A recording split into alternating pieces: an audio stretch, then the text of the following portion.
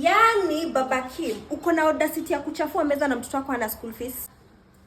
Wekelea hapa. Naenda lipa aje? Hebu wekelea hapa pesa na sitaki ujinga. Unanunulia wanaume wazima pombe. Utajipanga venye utalipa.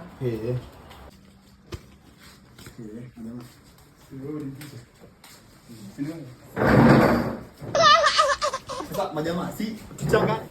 Ni chongote. Ngoja pause. Rudisha hii food. Chukua hii chakula urudishe please. Mko na family issues?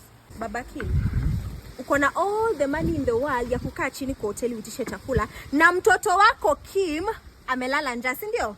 Si nikutumia tu pesa jana. Wekelea pesa hapa. Si pesa nikupa tu jana. Sasa tusumbuane pesa. Unajua food ni pesa ngapi wewe? Nilikwambia ukue baba.